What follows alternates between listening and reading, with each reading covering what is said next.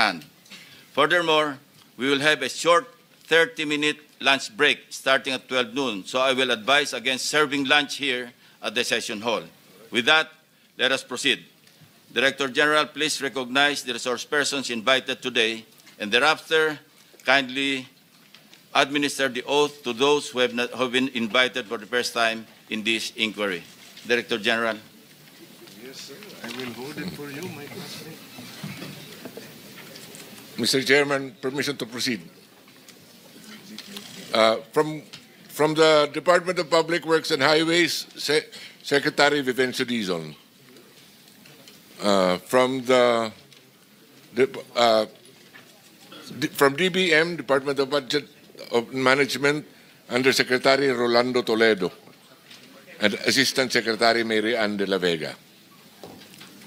From the Department of Justice, the Secretary is supposed to be represented by Prosecutor General Richard Anthony Fadulyon, but as of the moment, he's already there.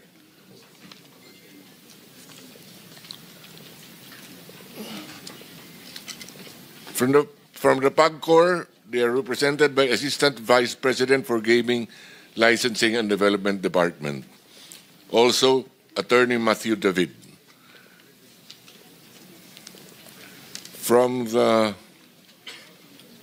BIR, we have Assistant Commissioner James Roldan. From the Land Transportation Office, Assistant Secretary Vigor Mendoza II. From the Philippine Contractors Accreditation Board, Dr. Pericles Dakay. Engineer Arthur N. Escalante and Engineer Ernie Bagaw, both from PICAP.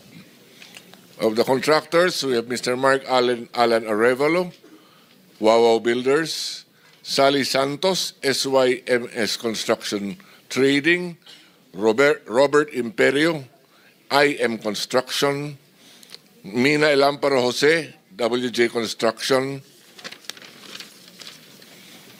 Pacifico Discaya, St. Gerard General Contractor Development Corporation.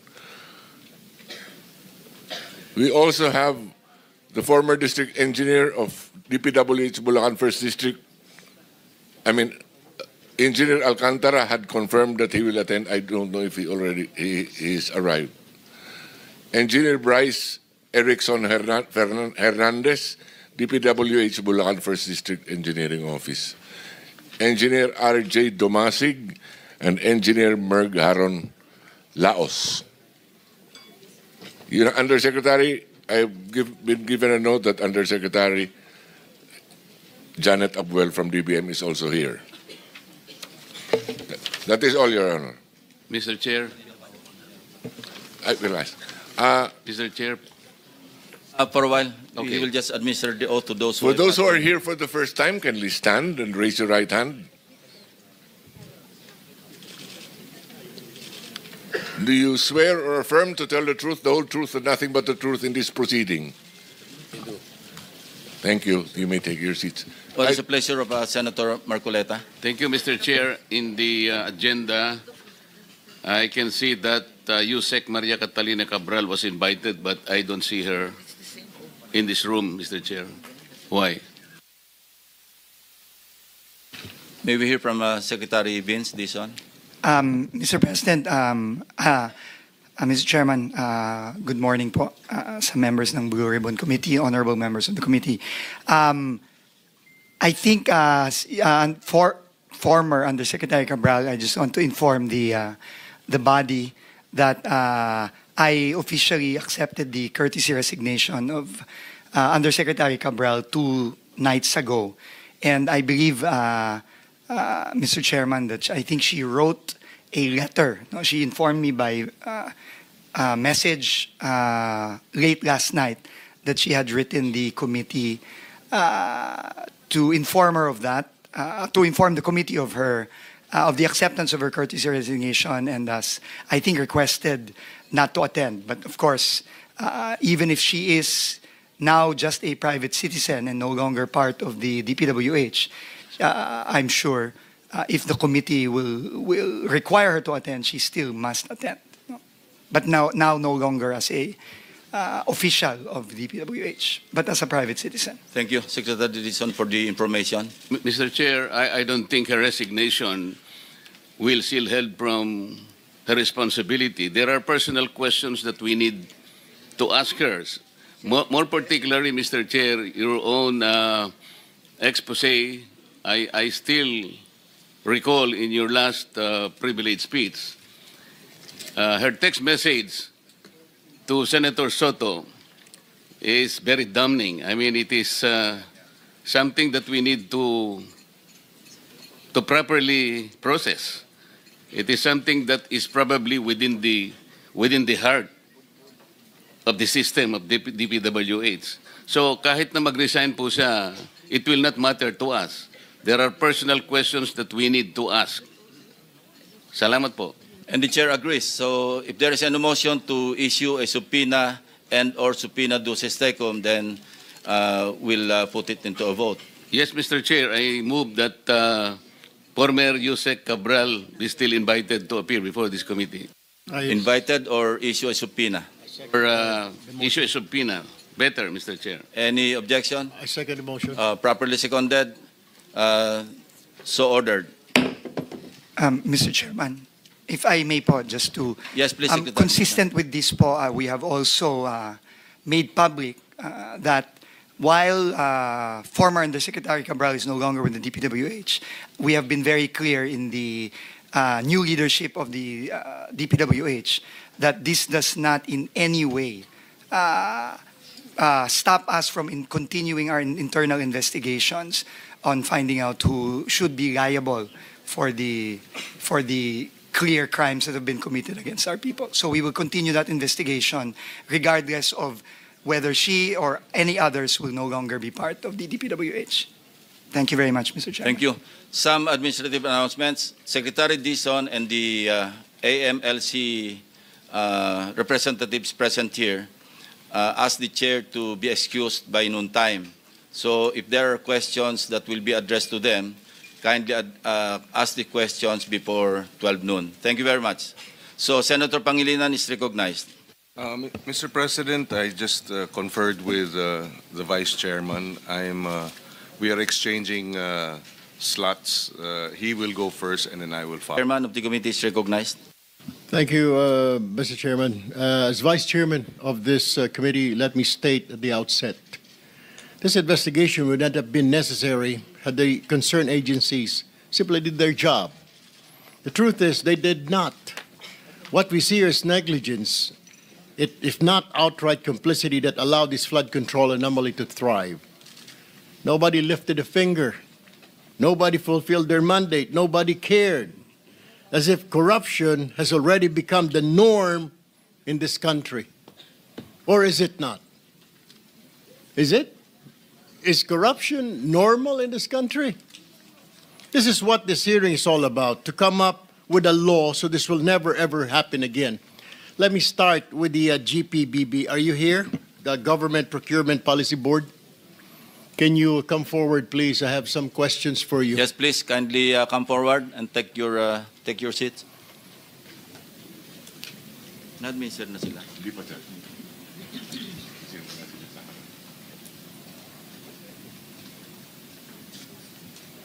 Classmate, seatmate, please. Dito na lang, pala kasama po. Oo, sige. Oo, kaya nila.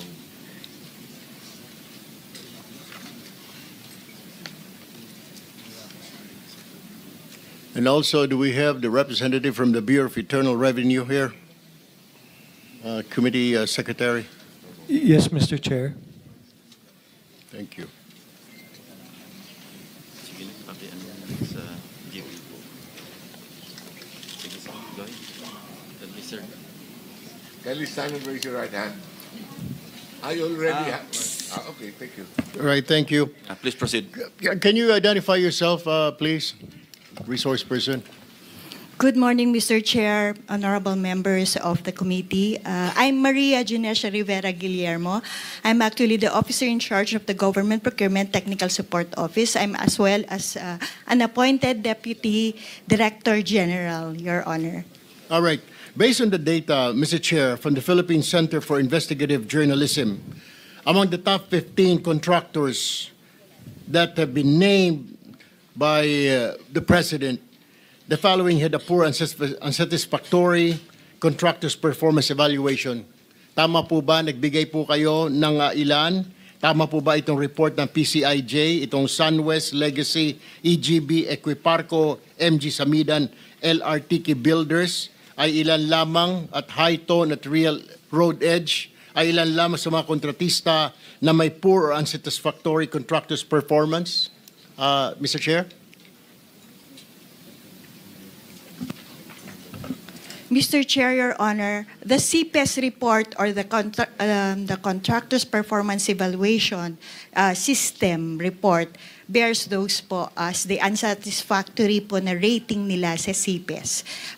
Just to clarify, if I may, Your Honor, Mr. Chair, the CPES is posted po sa GPPB website. However, this is being provided po by the CIAP po. And it's part of our mandate to be providing this po as part of our transparency measure with respect to government procurement. So totoo po ito, yung report na ito pong 8 contractor na ito out of the 15 that were named, meron po silang poor unsatisfactory performance. Tama po. If we, Ma'am, Mr. just Chair, say kung tama or hindi po tama. it bears, yes, Your Honor, it's in the report po. All right. Now, my next question, what do you do pag meron po mga unsatisfactory na mga report na ganitong contractor? Ito po ba ipopost lang ninyo? Hindi nyo pa bibigyan ang DPWH, ang PICAB na report na at pagkatapos po, correct me if I'm wrong, pag may mga ganito po poor performance, di po ba bina-blacklist po ninyo ito? Tama po din ba itong report na natatanggap ko? They're blacklisted? Mr. Chair, Your Honor, may I clarify po that the CPES report is prepared by the CIAP. Okay. And then the CIAP is actually having a lot of CIAP implementing offices, which of course they have to accredit. One of which is meron po ang DPWH na tinatawag po nilang CPES unit po, implementing unit. So they do this, the report is coming from them, it's being consolidated and given to the PDCB, the Philippine Domestic Construction Board.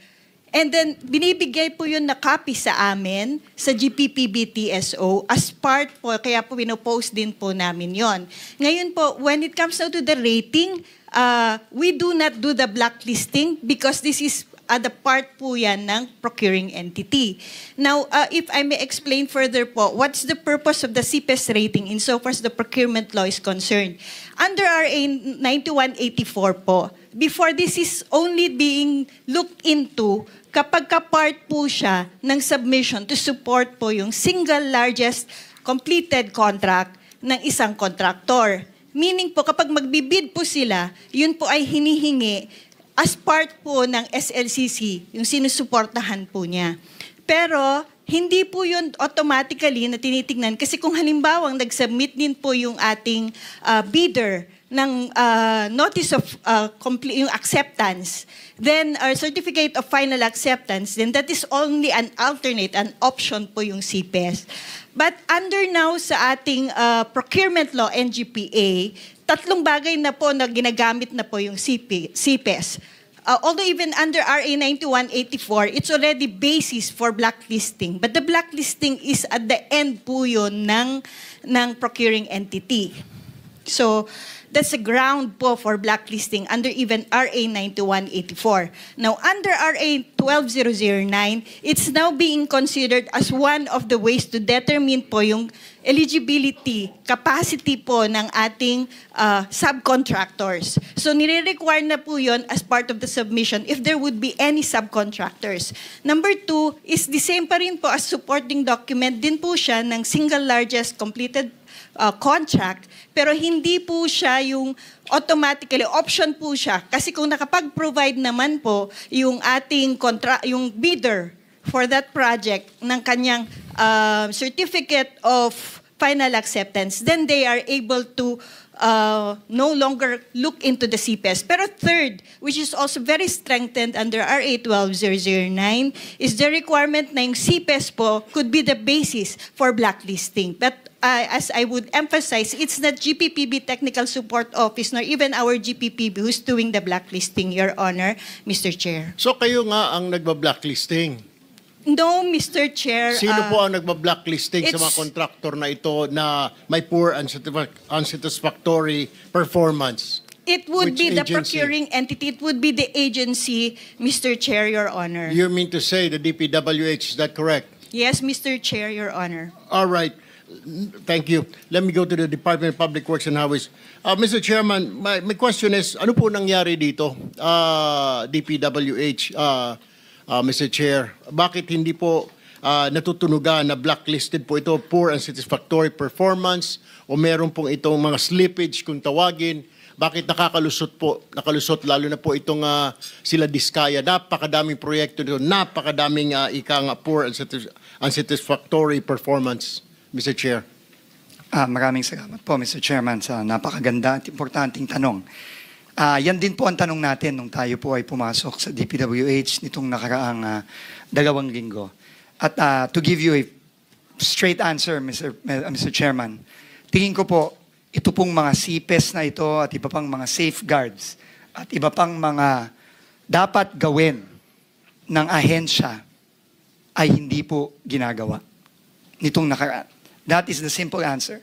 In fact, Mr. President, ang nakakagulat pa po dito, hindi lang po bad performance ang hindi na-monitor at hindi na-actionan. In fact, marami po tayong nakita na isiniwagat na rin po ni Senator Lacson, ang ating chairman, sa kanyang privilege speech. Marami pa po dito mga proyekto na hindi lang bad for performance, no performance at all.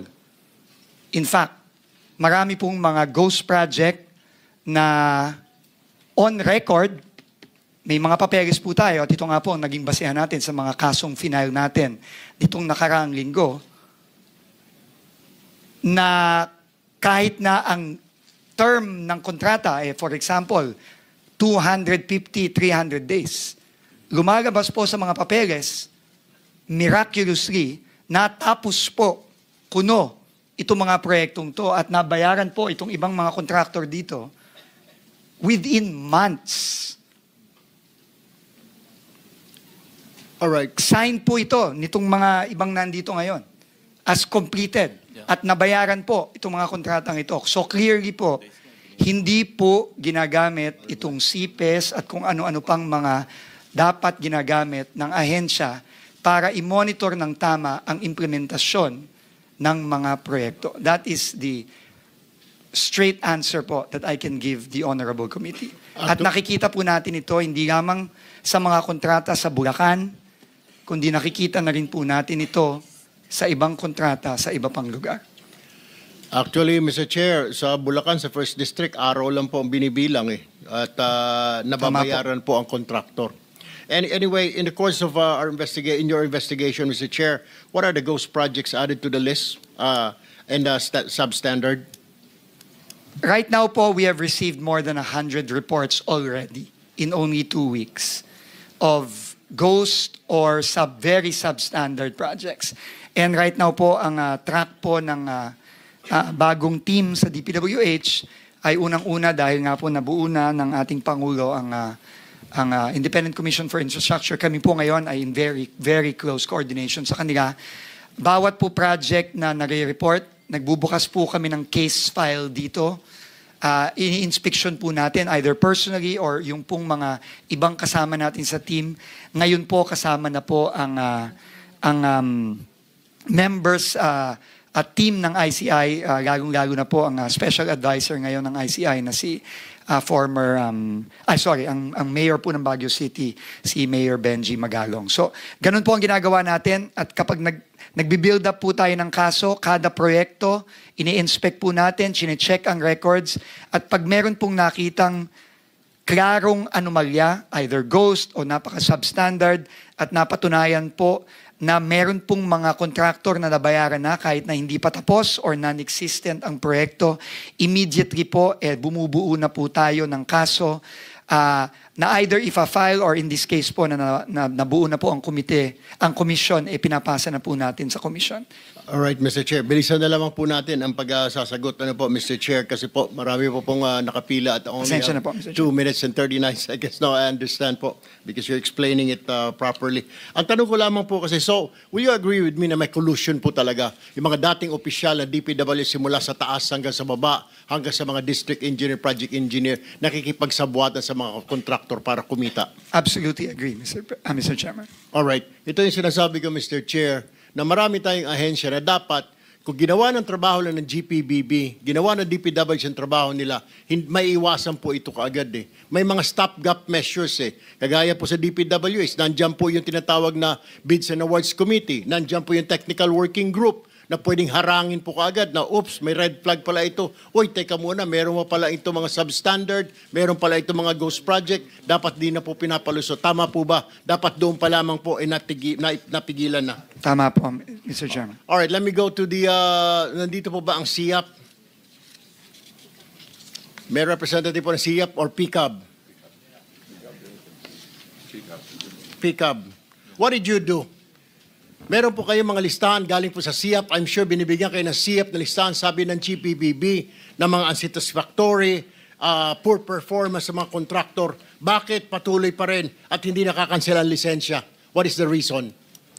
The list, Your Honor, is given to PDCB, the Philippine Domestic Contractors. Kindly identify yourself. I'm Pericles P. Dakay. I'm the chair of PCAB, Your Honor. Former chair? Chair. Yeah. Former. Is he the For- former chair? Okay. So, alam ho ninyo, under po sa Republic Act 4566, may kapangyarihan po kayo na mag-imbestiga at aksyonan ang anumang mga kontraktor o isuspende, i-revoke ang kanilang lisensya. Tama po ba yon?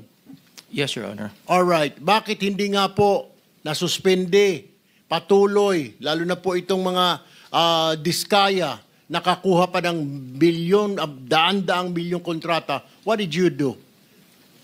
We act, Your Honor, when there is a complaint that is forwarded. So, to our kung wala pong complaint, hindi po kayo kikilos. Tama. Dahil walang complaint, hindi kikilos. Though meron po kayong katibayan, may report na na poor performance yung kanilang trabaho, substandard, hindi po kayo kikilos. No, Your Honor. There was no report that was forwarded to us regarding substandard performance from. Hindi kayo binigyan ng SIAP dahil the GPBB is saying na galing sa SIAP yung mga report ng substandard? Or are you lying? No, I'm not lying, Your Honor, because Kasasabi lang po ng GPBB kanina na galing sa SIAP. Under kayo sa SIAP, di po ba? Yes. Dapat po kayo po nag-iimbestiga rito. Bakit hindi po? that's the Philippine Domestic Construction Board, Your Honor. Kaya nga po, hindi kayo binibigyan ng kopya na SIAP. No, Your Honor. Hindi kayo binibigyan. O siguro kasi busy lang din kayo sa paghahanap ng proyekto sa gobyerno. Kasi isa sa mga requirement, dapat kontraktor ang mga board member ng PCAB. Mr. Chairman, member ng PCAB. Mr. Chairman, I have, for your information, I have filed a resolution to review. We have to review this law kasi kalukuhan po ito. It directly go against dito sa sinasabi nating conflict of interest, Mr. Chair. Yes, kindly wind up because you have 10 seconds left. No, Thank that's you. all. That's it for me, Mr. Chair. I'll just do another round of questioning in the second round, Mr. Chair. Thank you very much, Senator Erwin Tulfo. Senator Pangilinan is recognized. Thank you, Mr. Chairman. Magandang umaga. Ang ilang mga katanungan, direkta na sa mga tanong. Secretary Dizon, nabanggit ninyo, 100 ghost projects and substandard projects. Tama po ba yan? Opo, yun pa lang Yes. po ang natatanggap naming mga reports as In of the last, today. in the Last 2 weeks alone. meron na ba kayong findings? Sino-sino ang top 15 doon sa 100 mga substandard o kaya ghost projects? Ghost projects muna. Meron na po tayong Sino ang mga top notcher? Opo, meron na po tayong ilang mga findings. Ito po ay ongoing ang ating case investigations. Pero ang pwede ko pong sabihin ngayon, yung pong na-file nating kaso nung nakaraang Huwebes against 26 individuals, including 20 DPWH and former DPWH personnel as well as several contractors. No? Kasama po dun sa mga na-discover nating ghost projects, unang-una po yung binisita ng ating Pangulo mismo sa Baliwag. Ito po ay, ang contractor po dito ay Sims Construction. Meron din pong ghost project na pinilit na hinahabol kahit na last year pa po sinabi na completed na. Pero na pag-alaman po natin na 3 weeks o 1 month ago lang nagsimula ulit ang trabaho para lang ipakita na merong project doon. Ito po ay sa Wawaw Builders. No? At meron din po tayong kinasuhan sa St. Timothy Construction Company. Yun po ang mga contractor na nakasuhan na po natin as of now. Pero kami po ngayon ay tuloy-tuloy pa rin po ang case build-up at pagbubuo ng kaso na nakikipagtulungan po tayo ngayon sa ICI. St. Timothy. Opo. Sino ang kontraktor ng St. Timothy? Diskaya po. I think lumabas na rin po yun dito sa mga hearings Yes. yung nakaraan. Dahil sa kanilang sumpang salaysay, sabi nila wala silang mga ghost project o wala silang mga substandard. At least yun yung sinasabi sa testimonya. So mukhang hindi tugma dun sa findings ninyo Opo. at yung sinasabi sa sumpang salaysay ng mga diskaya. Tama po kayo. Okay. Yung sinabi nyo 20 DPWH na mga district engineer, these are 20 district engineers? Hindi po. Mr. Chairman, our first case is only limited to projects in the 1st District of Bulacan. Yung pa lang po yun. No? 20 na pong katao ang nadamay sa isang kaso pa lang sa isang district engineering office sa Bulacan. So dito sa 100 ghost projects at substandard, saang mga lugar ito? Iba-iba po, Mr. Chairman. No? Offhand. Offhand po, I can remember, meron pong mga reports tayo na nakuha sa La Union, sa Oriental Mindoro, sa Nueva Vizcaya, sa Eastern Samar, meron din pong mga ibang mga proyekto sa Mindanao. Pasensya na po, Mr. Chairman, hindi ko na po maalala sa dami. Pero nakikita po natin na hindi lang po ito nakasentro sa Bulacan lang, kundi mukha pong buong bansa po ito. Mr. Chairman, may we request that the people, at least a selected number of possible, how do you call it, players in La Union, Oriental Mindoro, and Nueva Vizcaya, whether government or contractors, be invited in the next hearing? Yes, we have to identify them first. Yes. Yes, thank you, Mr. Chairman. Secretary Dizon, ang ating pagkaalam, at ito ay nakausap natin si former Secretary Babe Singson, na ang patakaran dati para involved ang LGU at Regional Development Council ay pagka 50 million and below ang proyekto, district engineer. Pero pagka 50 million and above, kasama na ang Regional Development Council sa pagbubusisi sa mga proyekto. Tama po ba yan? Noon dating patakaran. Tama po, no, ika-clarify ko lang po, no. Sa tingin ko po ang tinutukoy niyo po ay yung thresholds of authority ng district, region, etc. No? Yes. Nung pong time ni Secretary Babe Singson, ito po ay nasa 50 million pesos. Yes. Meaning po, pagka below 50 million and below, sa district po yan. Above 50 million sa region na po yan. Ito po ngayon ay itinaas. At ngayon po ay naka-threshold na po sa 150 million sa district.